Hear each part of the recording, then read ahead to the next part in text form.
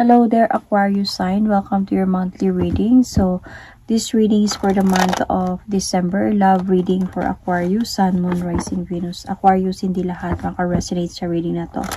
So, takes what resonates and leave the rest. Cross-watchers, pwedeng kayo to at hindi sila Aquarius sign. So, put yourself in a situation kung saan kayo naka-resonate. Aquarius, if hindi kayo naka-resonate sa reading na to, please do check your other placements, your sun, your moon, your rising, your Venus signs. Dahil pwedeng doon kayo maka-resonate at hindi dito. So, Aquarius, if hindi kayo naka-resonate at all, magulo yung reading, hindi talaga to para sa inyo. Okay, so let's start. Future Self Reading, Aquarius, Love Reading Edition. So, this is your future love relationship reading. So, I'm going to pull an oracle card. This is a situation oracle card for Aquarius. Aquarius, Sun, Moon, Rising, Venus, Aquarius. What is your situation right now? Lockdown, mental prison, confined. Feeling ko, nasa point ka ngayon na gusto mong mapag-isa. Aquarius. So, ayaw mo nang kausap, na siguro may galit, nagtampo, and nasa point ka ngayon na you are like, naging aloof ka ngayon sa person na to. Iniiwasan mo siya, ayaw mo siyang kausapin. So, let's see. Parang gusto mo lang sa loob lang ng kwarto, kasi iniiwasan mo siya. So, tignan natin sa tarot.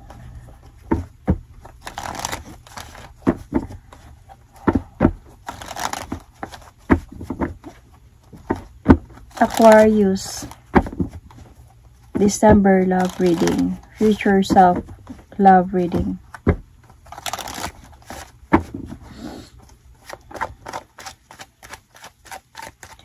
Aquarius, Sun, Moon, Rising, Venus.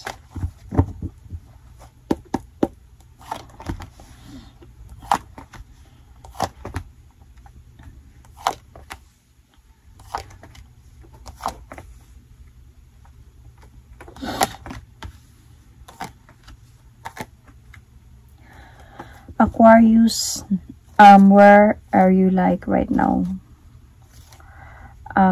What pala, not where, sorry, what are you like right now? Right now, Aquarius, ang nakikita ko connected to your oracle card is umiiwas ka talaga. Hindi mo pinaparamdam sa person na to na apektado ka sa issue or sa mga problema ninyo. Ang pinapakita mo dito is brave ka pa rin. You are enjoying your life and you just don't care. Pero hindi mo siya kinakausap. Kumbaga, hindi ka okay sa mga nangyari, pero hindi mo to pinapakita sa lahat at even sa kanya. So, parang yung emotions mo ngayon, Aquarius, is nilockdown mo. And yung pinapakita mo ngayon is yung braveness mo, yung strength mo na I don't care about what happened. Kahit ganito na yung mga nararamdaman mo, rocky road na something, very rocky na, okay, magulo na. Pero, yung pinapakita mo pa din is, I am okay, I am enjoying my life, okay lang ako, hindi ako apektado. So, nasa point ka ng ganun. What is your future self like? Sa future, feeling ko magmo-move forward ka eh. Feeling ko, pagdating sa relationship and love, might be meron kang iiwan. You are going to move forward and never look back from a situation, relationship, na alam mong hindi na deserve para sa'yo. So, what is your current situation right now? You are enjoying your life actually, Aquarius. You are trying to, could be. Siguro ganun yun. You are trying to. Yun nga sabi ko, diba? Hindi mo pinapakita yung totoong nararamdaman mo.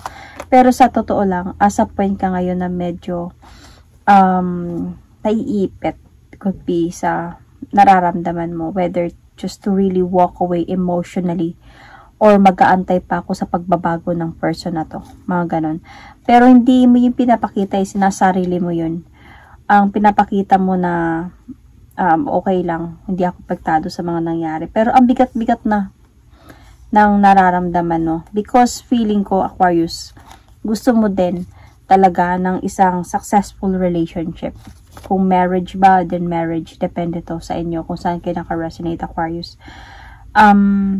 Kahit hindi mo man to pinapakita, ang bigat na to para sa'yo. Feeling mo dito, parang pasanapasan mo yung burden. Feeling ko dahil hindi mo siya sinishare, and you are not asking for any like advices or anything. Siguro nakakausap mo yung only few of your friends. Could be not, hindi siguro isa lang, ganyan. Pero hindi lahat eh. Hindi ko talaga nararamdaman na nagsishare ka talaga ng lahat. So, parang ikaw mismo, dinadala mo yung problema mo at nabibigatan ka na. So, ito yung nangyayari sa'yo ngayon, Aquarius. You really wanted to walk away emotionally, but then part of you still waiting that might this person mag-change pa din siya, magbabago in a way. So, dito ka naiipit sa sitwasyong ito. So, Aquarius, what should you spend less time on so you can evolve as a person? So, I think you need to spend less time on listening sa mga pangako ng person na to na hindi naman natutupad. So, or waiting could be, or expecting natutuparin niya yung mga pangako niya sa'yo. Kasi, honestly, nasa point talaga na may mga different options ka na in making decisions para sa sarili mo at para sa sitwasyong ito. Pero hindi ka pa talaga totally na nakalet go from this because of waiting ka pa nga na baka na tuparin niya pa rin yung pangako niya sa akin. Kahit ang bigat-bigat na ng mga pinagdadaanan mo ngayon, hindi ka na nakakatulog sa gabi minsan. You are an overthinker. Mahirap ka kung lalo na sa gabi. Masyado kang daming iniisip. And you just really want a clarity. You want to heal from this. But, sa mga bigat na pinagdadaanan mo, you are being practical not to show this to everyone. So, you need to spend less time on might be listening or expecting from this person's promises na matupad niya. And need to spend more time on focusing on the new beginning na dumadating sa'yo. Opportunity na dumadating sa'yo. Yung bang parang make your life could be or future bloom in a way. Pag-umpisahan mo to. Mag-umpisa ka in a way. So, hindi sa pag-aantay kung kailan magbago itong person na to.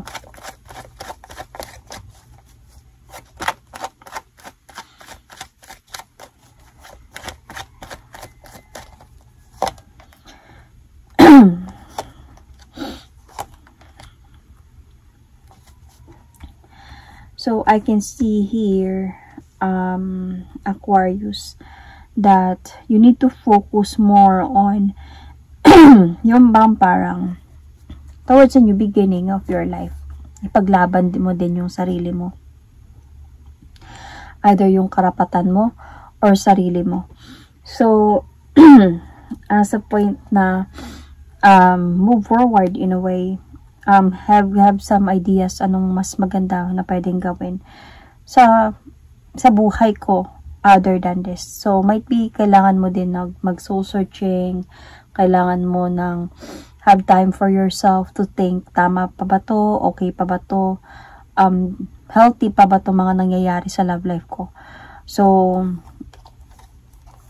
and hindi yung iiwasan mo yung pasyadong nag-overthink ng negative anyway, lalo na sa relasyon ninyo. Okay, kasi this is a love reading edition eh. So, it's all about love.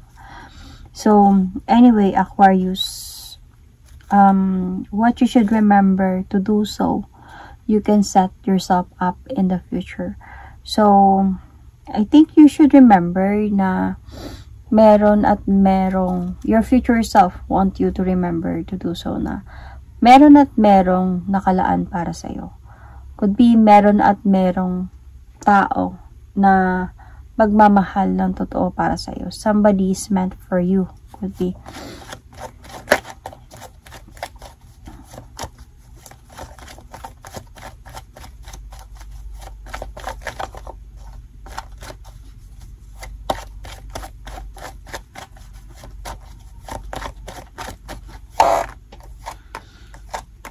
Kailangan mo lang talaga magdesisyon. So this is what you should remember to do, so you can set yourself up in the future. You should just know how, you just really need to make a decision. Think first, have some time, have some space, magso-searching ka, find the right path of your life, and decide in a way.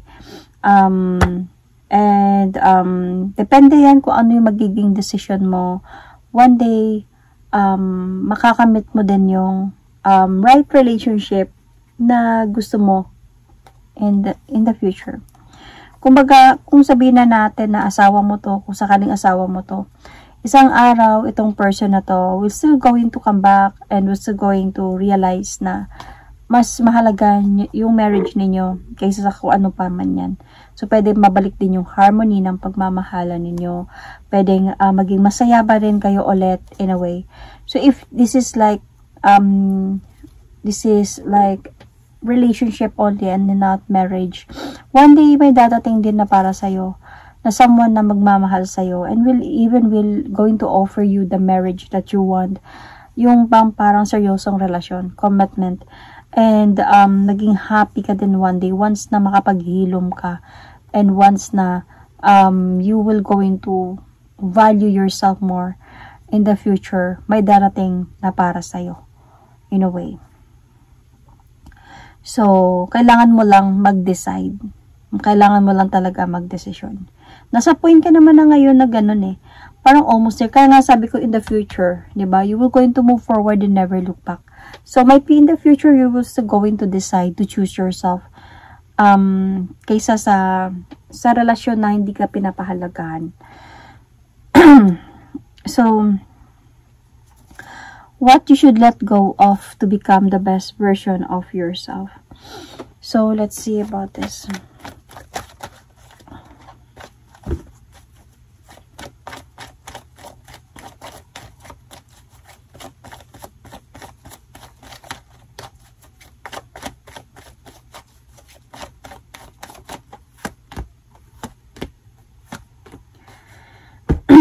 Feeling ko, Aquarius, sa love life ninyo ngayon, sa mga Aquarius na naka-resonate dito, itong kwento ninyo na to is feeling ko bakit ka nag-lockdown, bakit may iniwasan to. Feeling ko may nangyari na may nalaman ka about sa person na to.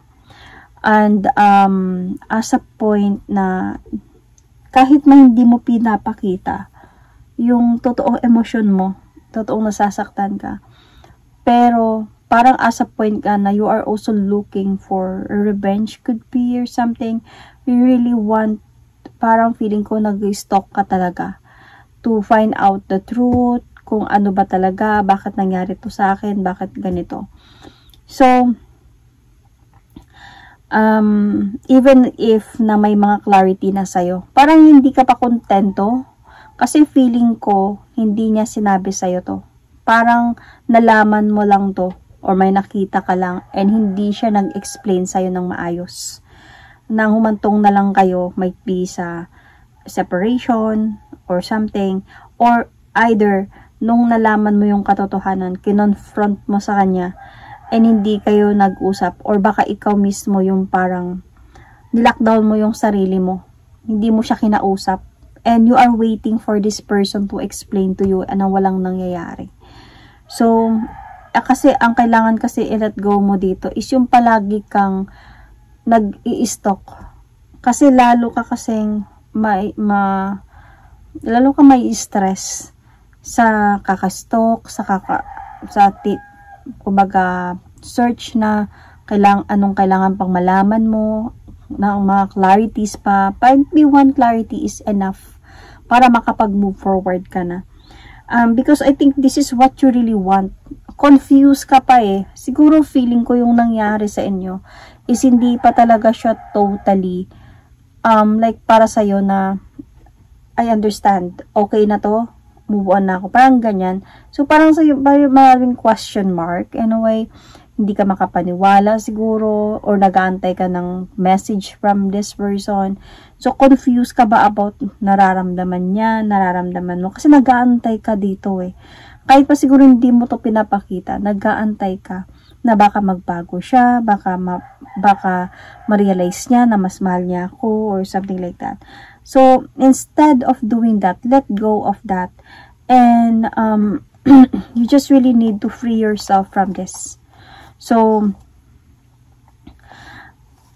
you just really need that someone na magmamahal talaga sa'yo ng totoo. Hindi man sa ngayon to, mag-decide ka lang, might be to let go of this emotionally. May one day, makapag-move on ka, mag-healed ka, and mas one day na parang you learn from your lessons na in the future, may makilala ka din talaga na para sa'yo. Just need to let go of this and continue the journey of your life without this person na parang ano na lang, accepting and forgiving and move forward. Though it's not really, hindi siya madali sa lahat ng tao. Hindi siya talaga madali. Pero once magagawa mo kasi to, mas magaan kasi siya sa pakiramdam. Mas madali mong matanggap at mas madali mong maintindihan kung bakit nangyari to sa relasyon ninyo or sa'yo mismo. So, what does your future self want to give you credit for? So, I think in the future, makakatagpo ka din ng honest and sincere na person, or in the future magiging peaceful din yung love life mo. So parang ito yung gustong sabihin sa'yo ng future self mo. Like as I said earlier, diba, sa una, mag-move forward ka and never look back from this. And then I can see here that isang araw may makikilala ka din na someone, hindi man siya perfectly the one that you want, but at least the right person na para sa'yo. And also na might be one day in the future magiging peaceful din yung relationship mo. Hindi magulo, walang issue, walang ganyan. And might be one day you will going to find someone who is like parang magkakaintindihan lang kayo sa madaming bagay. Sincere and honest could also be. So, what do you have the potential to accomplish? Because I think ikaw yung tao na hindi mo isasarado yung door mo for anyone or a new one would come into your life. Siguro dumadating lang talaga yung time na gusto mo lang mapag-isa. Kasi pag nasasaktan tayo, 'di ba? Minsan talaga may mga tao talaga na gusto lang mapag-isa. Gusto lang talaga muna ng mag-isip, malalo na pag hindi pa tanggap yung mga nangyari. Gusto ko lang mapag-isa daw, kahit hindi mo yung pinapakita sa lahat. Pero minsan talaga yung emotion natin close off. Pero it doesn't mean that you already closed the door sa mga pwedeng pumasok. Might be one day, when you learn to accept, you will learn to forgive, and mag-open ka ng door mo in the future pag once healed ka na, naka-move on ka na. So, Aquarius, sa ngayon, Aquarius, nasa point ka kasi talaga na kaya mo naman kasi nga, biro mo yan ang sakit ng mga nararamdaman mo, pero hindi mo to napapakita sa lahat. Kumbaga, ayaw mo ng drama. Ayaw mo yung parang makakaawaan ka, ayaw mo yung nachichismisan ka or something like that. You know, Aquarius, ganun. But then, hirap na hirap ka na sa loob. Parang bigat na bigat ka na. Feeling mo, pasan mo yung burden ng problema mo about sa relationship ng wala nang tumutulong sa'yo. Yung mismong taong gusto mong tulungan ka. Yung mismong tao na ano tawag dito? Magpapa-relief ng pain mo is wala na. So, hindi madali yun Pero, instead of waiting for that person to come back, to explain to you, or something like that, much better na lang talaga na move forward, accept, and move forward. Forgive as well. So, kasi, sabi nga dito, hanggat sa mag-aantay ka, lalo kang mai-stress. Hanggat sa na-stalk ka, lalo kang mamumblema. Lalo puro negative yung maiisip mo. So, you need to heal from this as well. Kasi, kung babalik to siya, babalik to sa tamang panahon. Siya din kasi may kailangan din siyang i-learn from his lesson or her lesson. Ganun ka din sa part mo. So, if this really meant to be, hindi ko naman sasabihin na hindi na siya babalik. Hindi ko din masasabi na babalik pa siya. Pwede imposibleng babalik siya na naka-learn na siya ng lesson siya, na-realize niya na mas mahal kanya. Pwedeng ganun. Pwede din naman na while you are learning from your lesson and moving forward then, moving on, healing, may matatagpuan ka na tamang tao para sa'yo. So, kung sakali man na siya, then babalik din niya sa tamang panahon. Hindi mo kailangan pilitin yung tadhana na kailangan ito kasi hindi bigat na ako. No. I think Aquarius kaya naman nila Aquarius are yung sila na tao parang open-minded. They're very smart people. So, kaya mo nga dito sa nakikita ko, kaya mo nga mag-pretend na hindi ka nasasaktan. So, kaya mo din na mag-move forward as well and never look back from this. Kung nakikita mo, alam mo naman yan Aquarius, na hindi mo na deserve to. Alam mo na it's time for me to let go. So, Aquarius, I can see signs here. You might be dealing with Leo, Cancer, Capricorn, Pisces, Taurus, Gemini, Libra, or you might have Libra in your chart. Check your placements. Leo, Virgo, Sagittarius, Scorpio, Pisces, as I said, diba? Or, yun, Aries, Sagittarius, Leo, Sun, Moon, Rising, Venus. So, I'm going to pull an oracle card. Aquarius. Love message oracle card. Aquarius. Love message oracle card.